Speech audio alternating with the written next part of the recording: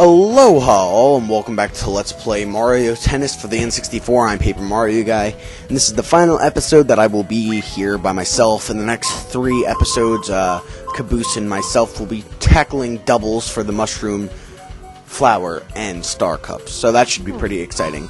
In this episode, however, we are going to be doing something else. We are going to be starting upon the Bowser stage.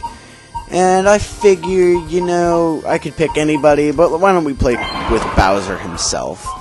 So, the Bowser stage, you use items as you play on a topsy-turvy court, and it's pretty cool. You could play singles or doubles, but I'm going to play some singles. I'm going to play a small little game, and we'll play against our arch-nemesis, Mario. So, the thing about this stage that makes it so unique is that there's items that you can get, and the way that you get the items is, and it's kind of like a nod to, Mario Kart 64, but you get these items, and then to use them, you press Z, kind of like you would like shoot a gun in like GoldenEye or something. And there's a few of them that you can get, and they all have different kind of things about them. Bananas, obviously, as you're seeing, once they hit the ground, a banana is attached to the ball, and it's like attached. And it's deposited onto the court.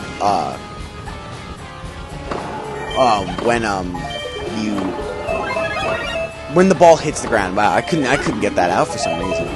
Then there's a green shell, which basically just shoots a shell, and if it hits you, it stuns you for a little bit there. Then there is the Koopa Shell, which is like the red Koopa Shell, and it's heat-seeking, if you couldn't tell already.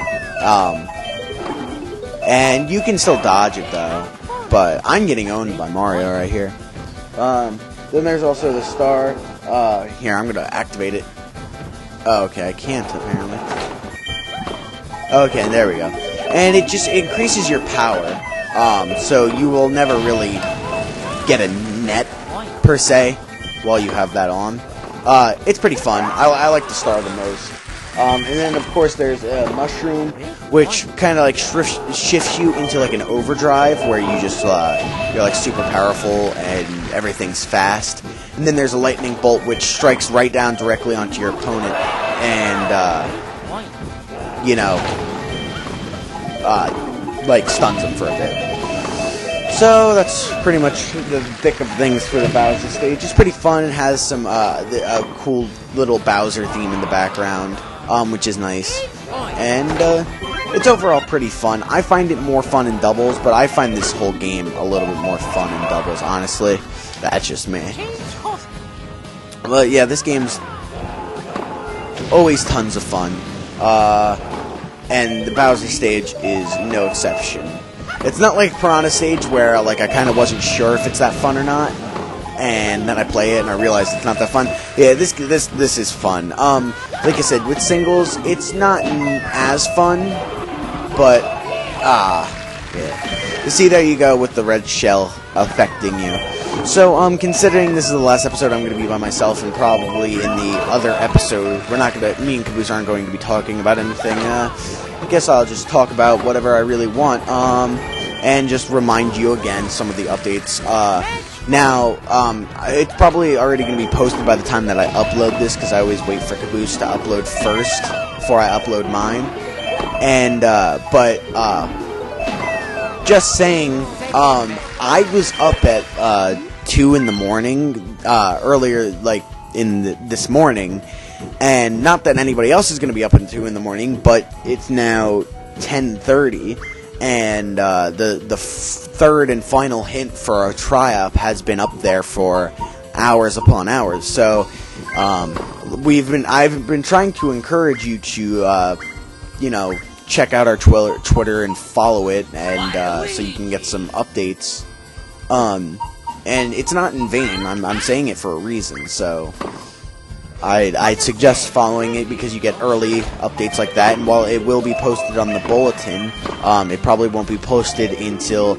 Actually, you know what? I'm actually gonna wait and post it on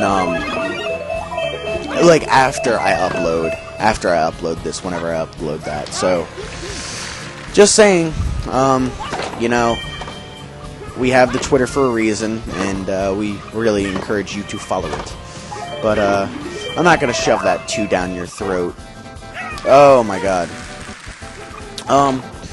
Yeah, but so recently what I've been doing is I don't know, I've always been a big fan of video game music, and most gamers are, but I mean some gamers aren't, but I mean I'm a really big fan of it, and I actually look for things like Mega Freak 400's top 6. Like, I really like those, and you know, especially for certain games that I haven't played before, or just seeing some of the other tracks that I may have forgotten about.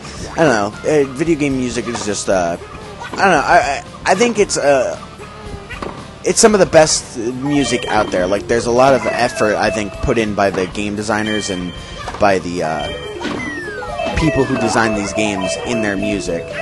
And there I go, slipping on a banana. So I can appreciate it for what they do, and it's always nice to listen to them. And recently I've been and maybe people aren't a big fan of torrenting, but I've been torrenting some music from some music original soundtracks and everything.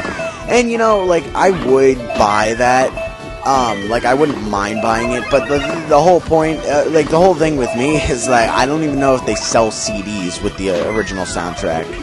If they do, then, yeah, I guess maybe I should do that instead. But, you know, torrenting works, and, you know, I buy the games, so it's kind of like, if people are going to honestly complain about me not buying the soundtrack, then that's a little ridiculous. Like, I do my part when I buy the games.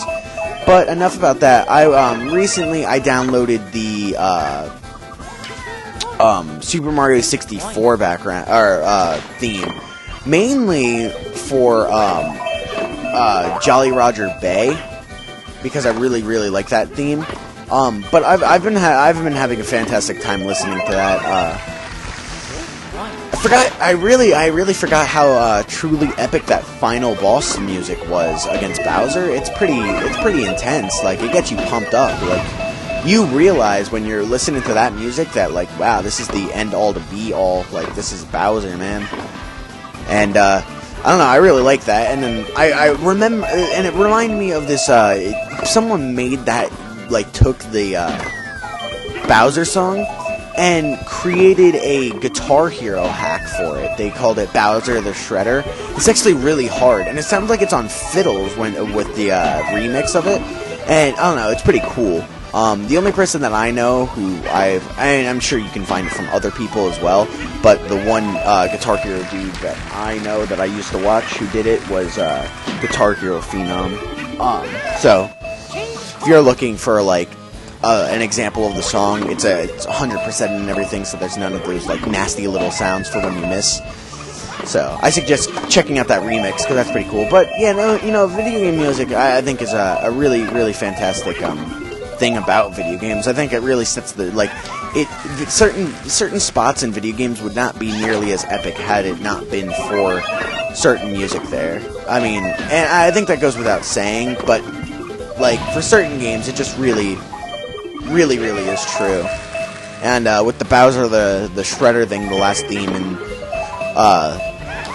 Super Mario 64, I think it's especially true. Which brings me to, I was talking to some guy on the on Shadow Mario 41's chat thing last night, and we were talking about some music, and I was actually referencing this game and saying that this game had some actually really good music. Like, I really enjoyed the music for this game.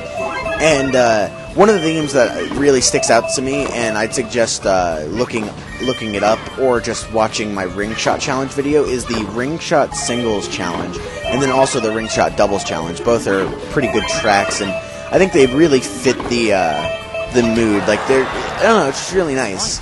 And I'd say that majority of the Mario sports games have, like, some good music that really fit. I think the one game that doesn't really have that great of music is Super Mario Strikers, because, you know, it's kind of the same thing over and over again. And I think I'm going to lose to Birdo.